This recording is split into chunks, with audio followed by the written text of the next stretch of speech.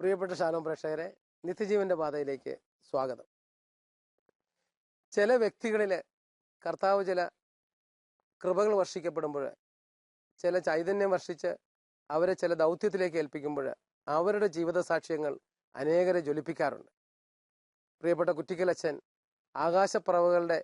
വാസ്തവത്തിൽ ആകാശപ്പറവുകളെക്കുറിച്ചുള്ള പരിഗണനയും അവരെക്കുറിച്ചുള്ള ചിന്തകളും വന്ന് അനേകം ആശ്രമങ്ങൾ തുടങ്ങാൻ തന്നെ അദ്ദേഹത്തെ പ്രേരിപ്പിച്ചു. അദ്ദേഹത്തിൻ്റെ ആ പ്രേരണയാൽ പാലക്കാട് ജില്ലയിലെ ഇടക്കുറിശി എന്ന് പറഞ്ഞ സ്ഥലത്തുള്ള ജോർജ് മോളി ദമ്പതിമാർ കുറ്റിക്കലച്ചിൽ നിന്നും കിട്ടിയ ചൈതന്യം ഉപയോഗിച്ച് അദ്ദേഹത്തിൽ നിന്നും കിട്ടിയ നിർദ്ദേശങ്ങളനുസരിച്ച് പ്രവർത്തനം ആരംഭിച്ചു. അനേകർക്ക് അത് ആശ്വാസമായി തീർന്നു, അനേകർക്ക് താങ്ങായി തീർന്നു. അത് കാണുവാനായി നമുക്ക് തിരുക്കുടുംബാശ്രമത്തിലേക്ക് പോകാം.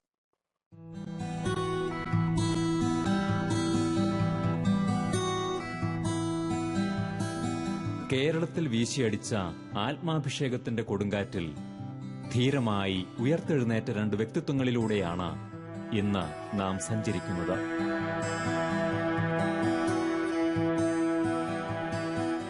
ഇത് പാലക്കാട് ജില്ലയിലെ മണ്ണാർക്കാടിന് സമീപം കരിമ്പ ഇടക്കുറിശിയിലെ തിരുക്കുടുംബാശ്രമം.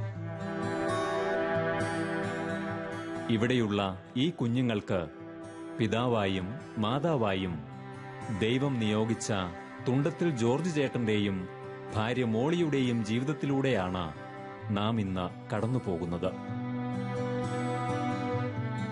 ആകാശപ്പറവകളുടെ ബഹുമാനപ്പെട്ട കുറ്റിക്കലച്ചന്റെ ദർശനങ്ങൾ ഹൃദയത്തിൽ ഏറ്റുവാങ്ങുകയും ഈ മക്കളോടൊപ്പം ഇവർക്ക് താങ്ങും തണലുമായി ജീവിക്കുകയും ചെയ്യുന്ന ഇവർ ജന്മം കൊണ്ടല്ലെങ്കിലും സ്നേഹം കൊണ്ട് ഇവരുടെ അപ്പനും അമ്മയുമായി മാറി. നസ്രത്തിലെ തിരുക്കുടുംബത്തിലെ സ്നേഹം പോലെ ഈ കൂടാരത്തിലും അനേകം കുഞ്ഞുങ്ങൾ ഇന്ന് കഴിയുന്നു, ഇവരുടെ ഈ സ്നേഹത്തിന്റെ തണൽ പറ്റിക്കൊണ്ട്.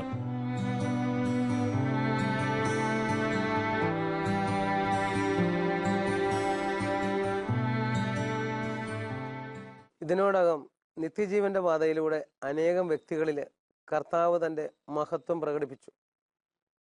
ദൈവസ്നേഹം നിങ്ങളുടെ ഹൃദയങ്ങളിൽ ലഭിച്ചപ്പോൾ അത് പരസ്നേഹമായും, അതിനേക്കാൾ ഉപരി ചിലരെങ്കിലും നിത്യജീവനിലേക്ക് ഉറ്റുനോക്കിക്കൊണ്ട് ജീവിതത്തിലെ പ്രതിസന്ധികളെയും പ്രശ്നങ്ങളെയും അഭിമുഖീകരിക്കുവാൻ കഴിവുള്ളവരും, ലോകം കരയുന്നിടത്ത് ചിരിക്കുന്നവരായി മാറിയ അങ്ങനെ വിവിധ തരത്തിലുള്ള വ്യക്തികളെയും വിവിധ പ്രമേയങ്ങളെയും നമ്മൾ ഇതിനോടകം കേട്ടുകഴിഞ്ഞു, കണ്ടു കഴിഞ്ഞു.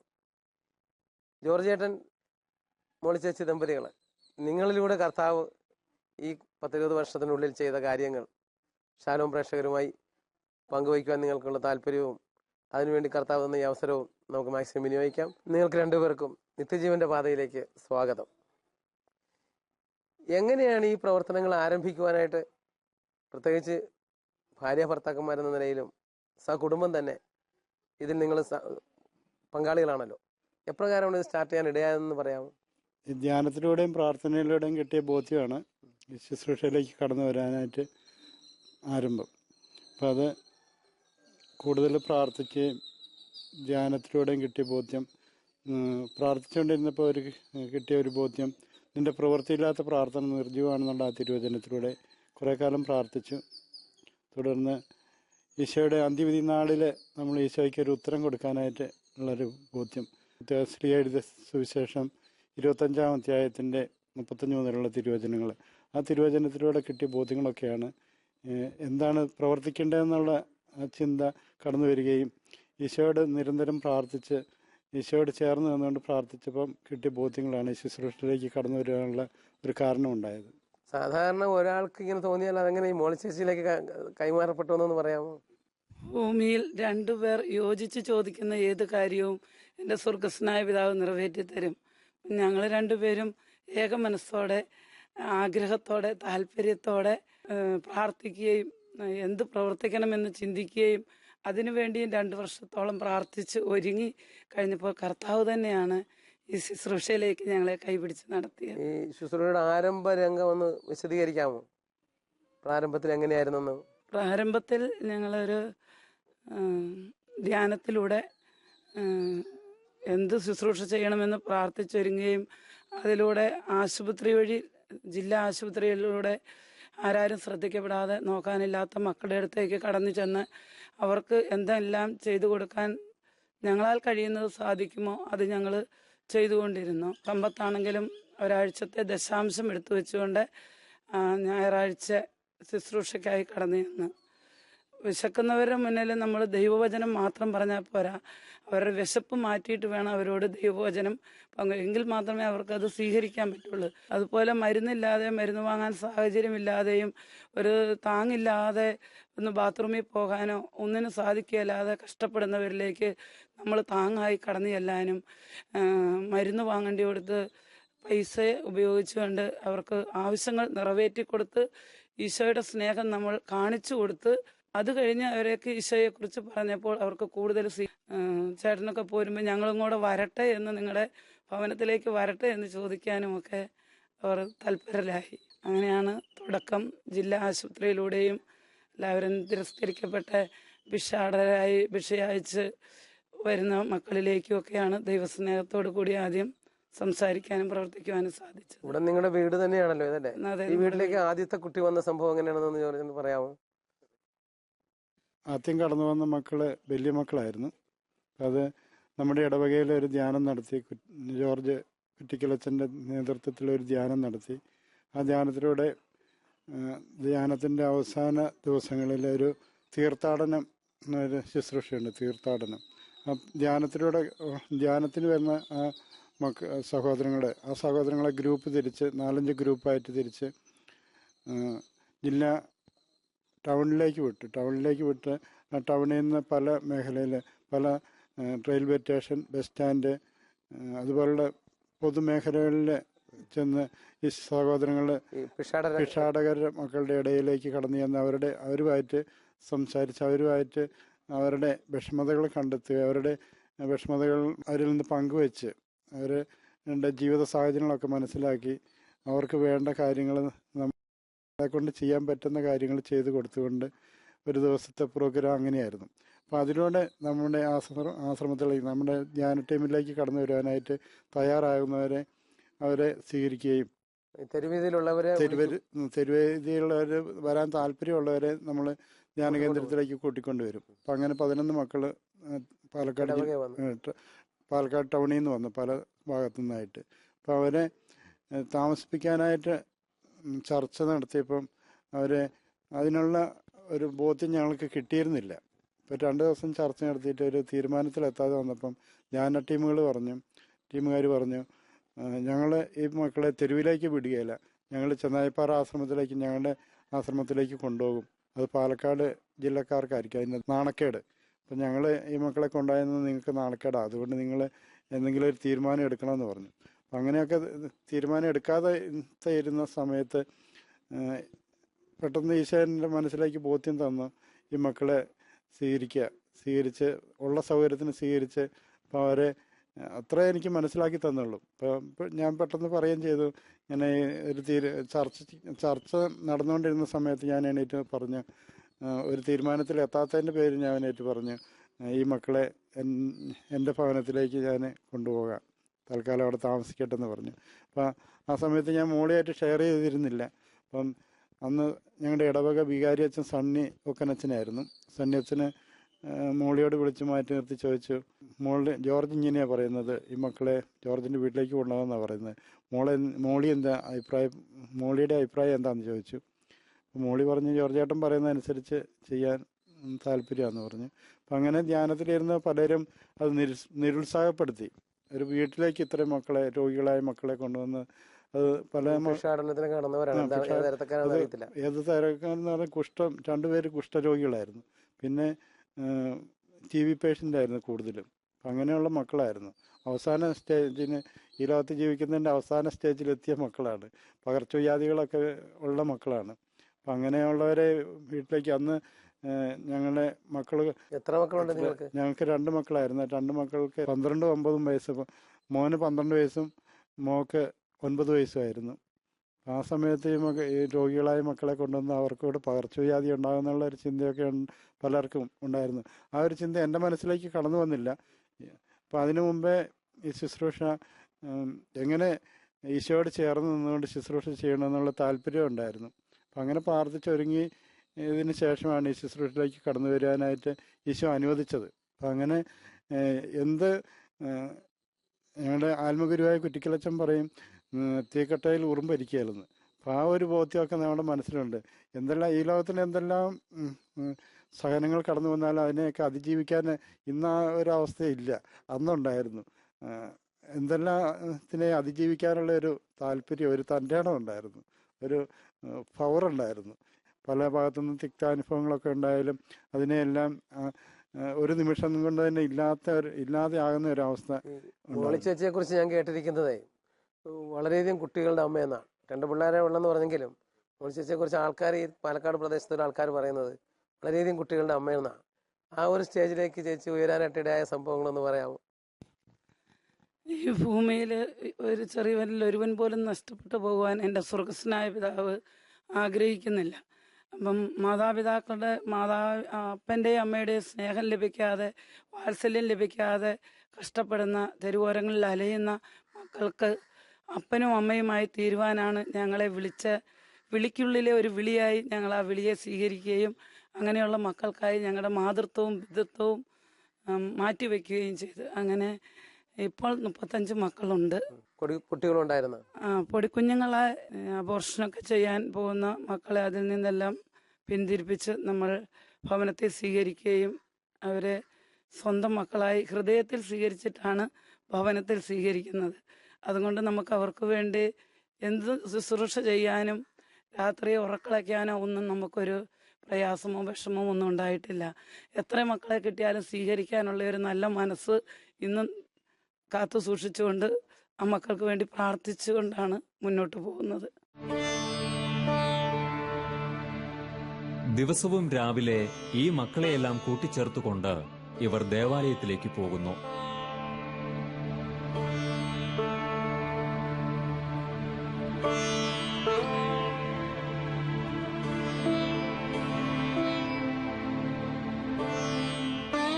കാൽവരിനാഥന്റെ ദിവ്യകാരുണ്യ സ്നേഹം ആവോളം ഈ കുഞ്ഞുങ്ങൾക്ക് പകർന്നു നൽകുന്നു.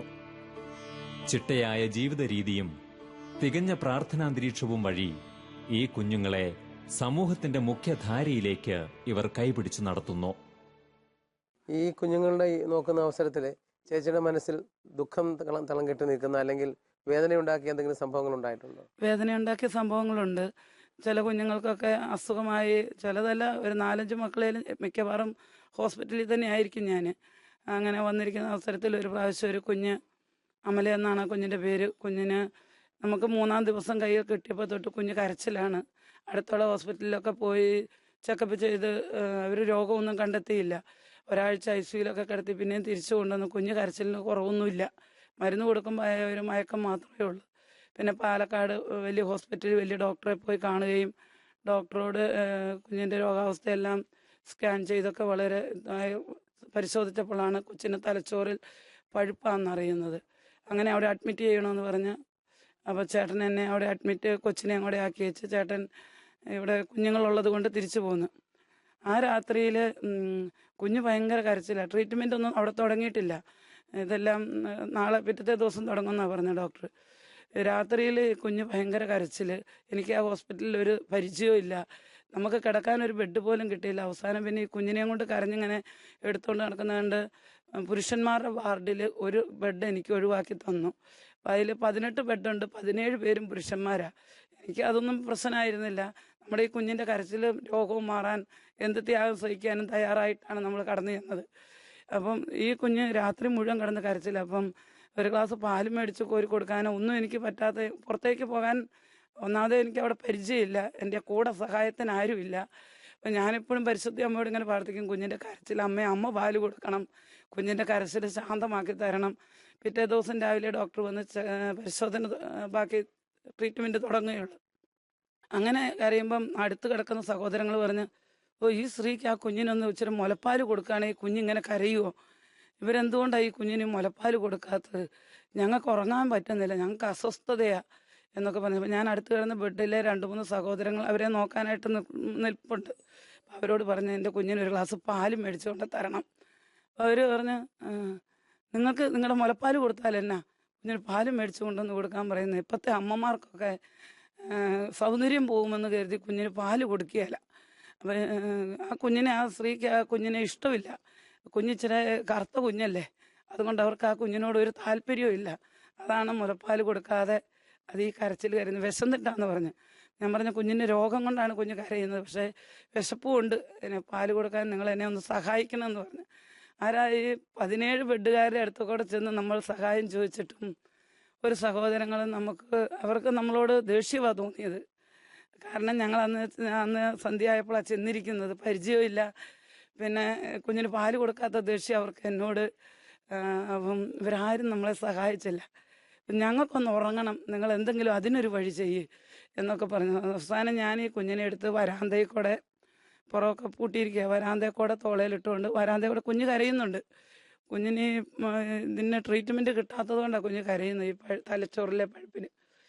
വരാന്തയിൽ കൂടെ രാത്രി മുഴുവൻ നടന്ന് വെളുപ്പിനെ 5 മണിക്ക് വേറെ ഏതോ റൂമിൽ നിന്നൊരു സഹോദരൻ ചായക്ക് പോയപ്പോൾ ഫ്ലാസ്ക് കൊടുത്ത് വിട്ട ആ സഹോദരനാണ് ഒരു ഗ്ലാസ് പാല്. ആ രാത്രിയിൽ ഒത്തിരി പരിശുദ്ധ അമ്മയോടും ഈശോയോടും ചേർന്ന് നിന്ന് ഞാൻ കരയുകയും പ്രാർത്ഥിക്കുകയും ചെയ്യുമായിരുന്നു, കുഞ്ഞിനൊരു ഗ്ലാസ് പാല് മേടിച്ചു തരാൻ സാധിക്കാതെ വന്നു.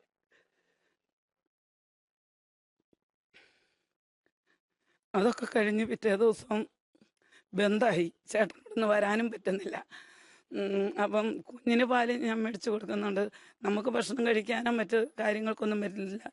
ഡോക്ടർ വന്ന് പിന്നെ അടുത്ത ട്രീറ്റ്മെൻറ്റ് തലച്ചോറി പഴുപ്പായതുകൊണ്ടാണ് അതിനുള്ള ഇഞ്ചക്ഷനും മരുന്നൊക്കെ കൊടുക്കാൻ തുടങ്ങി.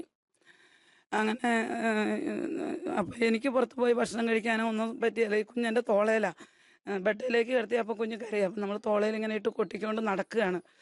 ഇഞ്ചക്ഷൻ കൊടുക്കാൻ തുടങ്ങിയപ്പോൾ കൊച്ച് ശാന്തമായിട്ട് ഉറങ്ങാൻ തുടങ്ങി. അപ്പം ഞാൻ ചേട്ടൻ വിളിച്ച് പറഞ്ഞു, അവിടെ പാലക്കാട് ഒരു സാജൻ ഡോക്ടറുണ്ട്, ഹോമിയോ, നമ്മുടെ കുഞ്ഞു പിള്ളേരെയൊക്കെ ഹോമിയോ മരുന്ന് കൊടുക്കാൻ സഹായിക്കുകയും ഫ്രീ ആയിട്ട് വന്ന് ഇവിടെ ട്രീറ്റ്മെൻറ്റൊക്കെ ചെയ്യുന്ന ഡോക്ടറാണ്. ഡോക്ടറോട് ചേട്ടൻ വിളിച്ച് പറഞ്ഞ്, കുഞ്ഞിന് കൊണ്ട് മോളിയ ഹോസ്പിറ്റലിലുണ്ട്, ഇന്ന് എനിക്ക് അങ്ങോട്ട് വരാൻ പറ്റിയല്ല, ഭക്ഷണം എന്തെങ്കിലും സാറിൻ്റെ വീട്ടിൽ നിന്ന് കൊണ്ടുവന്ന് കൊടുക്കണം. എല്ലാം ബന്ധമായിപ്പോയി പെട്ടെന്ന്. ഡോക്ടർ ഒരു 10-11 മണി ആയപ്പോഴത്തേക്കും എനിക്ക് രാവിലത്തേനും ഉച്ചത്തേനുമുള്ള ഭക്ഷണമൊക്കെ ആയിട്ട് ഹോസ്പിറ്റലിൽ വന്നു. അപ്പോൾ സാറിനെ അറിയുന്ന ഒത്തിരി രോഗികളും അവിടെ ഉള്ളവർക്കും എല്ലാവർക്കും സാറിനെ അറിയാം, ഡോക്ടറെ അറിയാം, പക്ഷേ എന്നെ ആർക്കും അറിയത്തില്ല. അപ്പോൾ സാറ് എന്നോട് വന്ന് സംസാരിച്ചു, കുഞ്ഞിൻ്റെ വിവരമൊക്കെ അനുസരിച്ച് കുഞ്ഞിൻ്റെ തലയിൽ കൈവച്ച് പ്രാർത്ഥിച്ചു. പിന്നെ എന്നോട് ഭക്ഷണം കഴിക്കും, ഞാൻ കുഞ്ഞിനെ എടുത്തോളാം എന്ന് പറഞ്ഞ് സാറ് കുഞ്ഞിനെ എടുത്ത് കൈ പിടിച്ച് എന്നെക്കൊണ്ട് ഭക്ഷണം നിർബന്ധിച്ച് കഴിപ്പിച്ചു. അപ്പോൾ ഞാൻ അതിൻ്റെ തലേ ദിവസം രാവിലെ ഇവിടുന്ന് കഴിച്ച് പിറ്റേ ദിവസം കഴിച്ചിട്ടേ ഇല്ല, അതിൻ്റെ പിറ്റേ ദിവസമാണ് കഴിക്കുന്നത്. ഭക്ഷണം കഴിച്ച് കഴിഞ്ഞ് അപ്പോൾ കുഞ്ഞിനെ എൻ്റെ കയ്യിൽ തന്ന് സുഖാവും. ഇനി വൈകിട്ടത്തേന് ഭക്ഷണം ഞാൻ പറഞ്ഞ് കൊണ്ടുവരണ്ട, ഞാൻ 2 നേരെ ഭക്ഷണം കഴിക്കുള്ളൂ, ഇത് തന്നെ അധികമാണ്, ഭക്ഷണം കൊണ്ട് ഇനി വരണ്ട എന്ന് പറഞ്ഞു സാർ.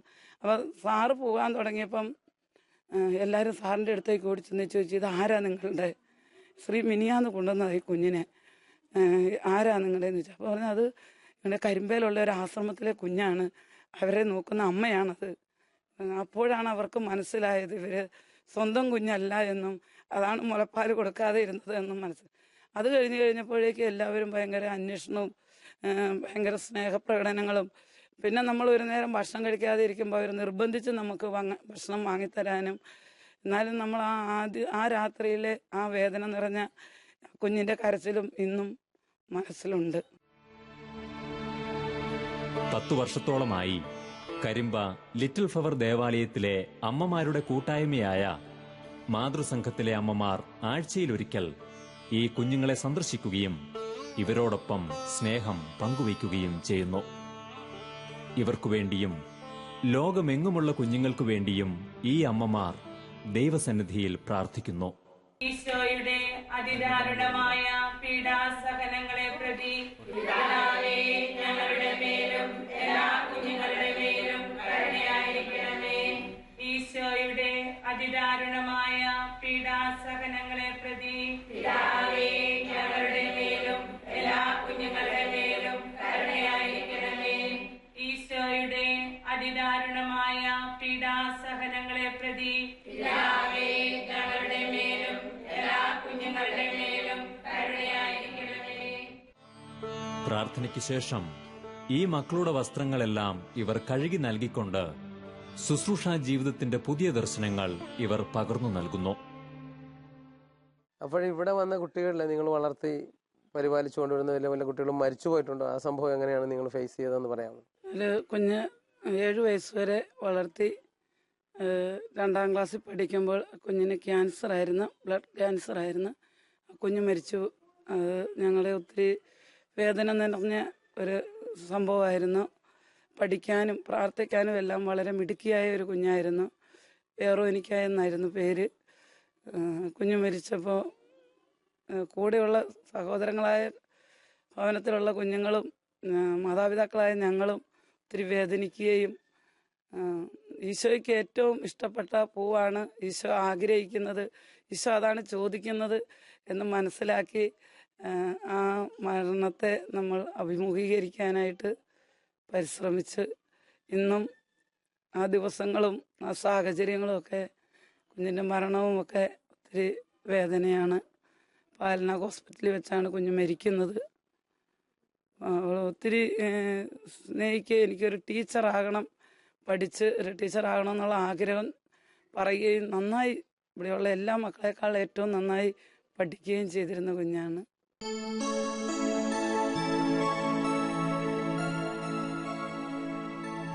ഞങ്ങളുടെ ഈ എപ്പിസോഡിന്റെ ചിത്രീകരണത്തിനായി ജോർജ് ചേട്ടനും ചേച്ചിയും നടന്നു പോകുന്നത് ചിത്രീകരിക്കുവാൻ ഞങ്ങൾ തീരുമാനിച്ചപ്പോൾ ഈ കുഞ്ഞുങ്ങൾ അവരെ പിരിഞ്ഞിരിക്കാത്തതുമൂലം അവരെയും ഞങ്ങൾക്ക് ഉൾപ്പെടുത്തേണ്ടതായി വന്നു.